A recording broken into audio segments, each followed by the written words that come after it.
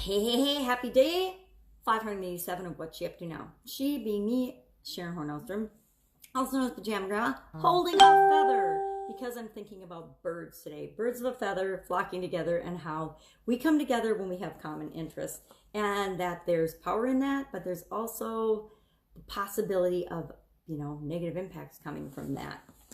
Well, birds of a feather flocking together, of course, comes from the Bible. It's an very old expression, and it means that we come together with people that have common interests and common goals and common ideas. So we congregate based on religious beliefs. We congregate and come together based on, hobbies and athletics and sporting events types interests. I mean, if you're interested in soccer, you tend to be friends with people that are interested in soccer. And at least at soccer games you're interested in, you come together, right, for events. If you're interested in music, you tend to go to concerts, and you tend to be friends with people that like to go to concerts and are interested in music. It just makes sense, and it makes our lives more meaningful and more understanding and richer and more fun if you're into whatever it is that you're into, because nowadays with the internet we can be connected to people all over the world that have similar interests to us, and any kind of interest, underwater basket weaving. It can be anything that you're interested in or that you want to know more about. The internet has opened up the world to all of us, which is a good thing in that we can find people. We know that we're never alone. I mean, so often whenever we're going through any experience, we always think that we're the only one. When you lose someone that you love or care about, when you are in the end of a relationship, divorce or breakups, we always feel like we're the only one that's ever felt this way, and that's the end of the world, and that we're, the only one that's ever been through this traumatic event. And the internet has made it possible to understand that there are usually millions of people going through the same thing that you're going through, and of course not the exact same way of feeling it that you do, because we're each individual and different. I like to say we're all snowflakes, because we are. And so it feels different to each of us, but when we know that there's other people going through similar circumstances and they're living through it and surviving, and how are they getting through it and how can we learn from them, it always helps to make us feel better. So in a world where we're connected with the whole world, but less connected with other human beings actually physically, there's this positive and negative pull of that. But from I'm trying to build an online business standpoint, it is awesome because you can always find the people that are attracted to the thing that you're providing a product or service for, the problem that you're solving for them, how you're trying to help them with their life or impact the world. It's easier than ever to find the people that you're for, the people that can resonate and can relate to you.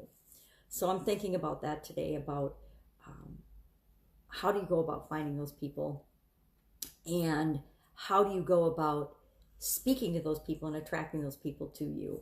Because I'm working on the One Funnel Away Challenge, of course. Today I think it's day 17 to me. I count all the days, not just the way they do, but it's week 2, day 3. And yesterday we talked about Epiphany Bridges, which is a story. This week's all about storytelling. Last week was all about putting together an offer for people, not just one-offing your product or service. And how this week then is, how do you present that offer? How do you tell your stories so people even care about your offer and what it is that you're here to do and how you're here to serve them in the world?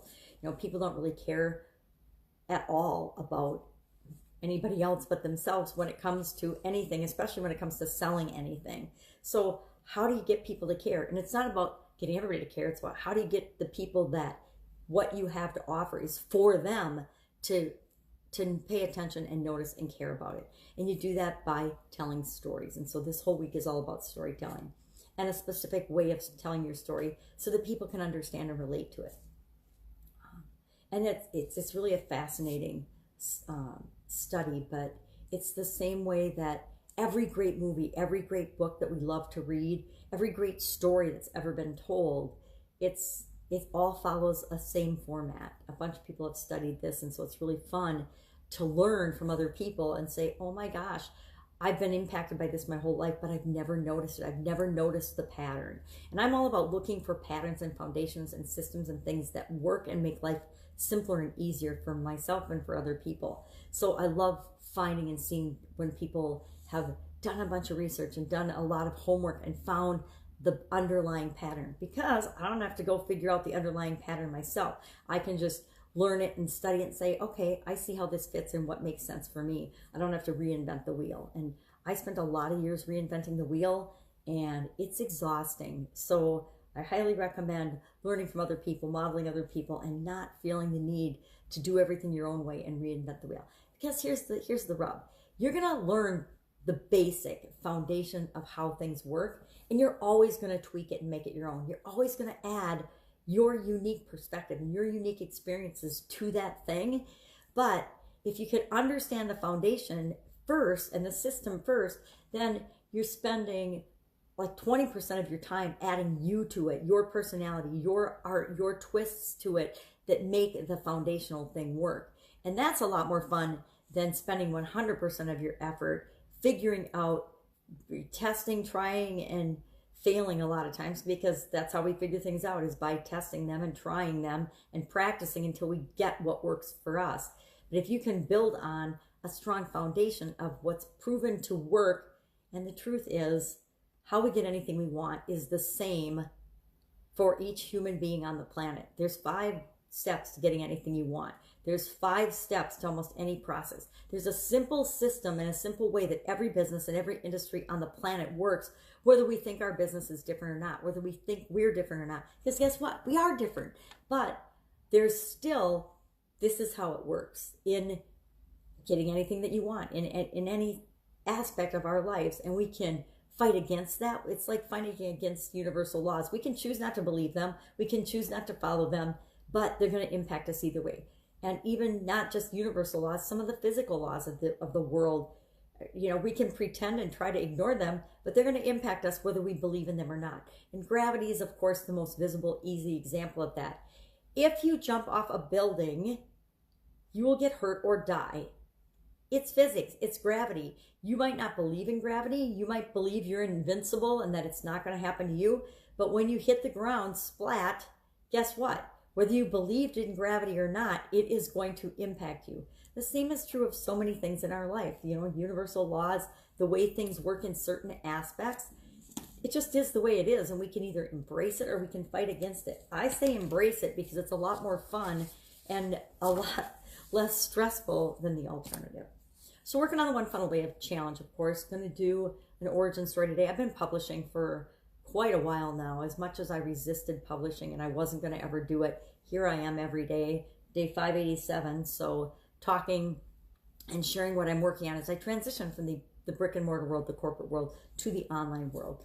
And, I wouldn't still be talking 587 days later if it had been a smooth and easy transition. If I was an overnight success, like some people appear to be, which again, we all know that there's no such thing as an overnight success. You're not born and then you're successful the next day. It's ridiculous.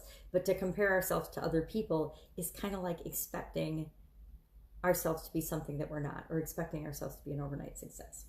That is a total weird aside. But the fact that I'm still doing it helps indicate that I believe in the power of it. I believe that it's important. And even if it's just important for me documenting what I'm learning and how I'm growing and what I'm doing, so that I can go back and watch and say, oh my God, look at what I said 587 years ago, 587 days ago, what an idiot. But then I can see, okay, well, I still trip over my words, I still make mistakes, but I'm not anywhere near as bad as I was a couple of years ago. And there's power in that. There's proof that we are improving, we are growing, we are changing every day. And hopefully we're moving in the direction that we want our life to go. Now, do we go a straight line in the direction we want our life to go? Not in my experience, not in very many people's experience that I know.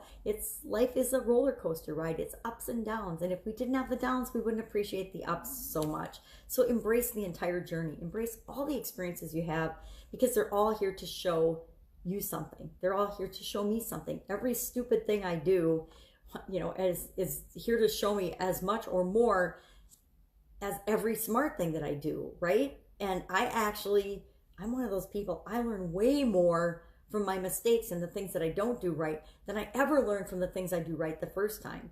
If you go to make something that you've never made before, let's just use a cooking example, because I've got a lot of cooking and a lot of food experience in my life.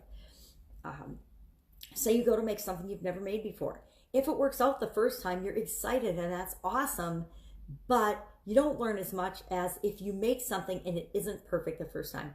And sometimes you'll make something it's perfect and you'll never make it again because you already reached the top of that mountain. You already met that challenge. And so you're like, yeah, that was good, but it wasn't the best thing I've ever tasted. So I'm going to try something else. But if you make something and it isn't quite perfect, you keep trying. I remember my son and I were trying to make perfect creme brulee. We were trying to find the perfect creme brulee recipe.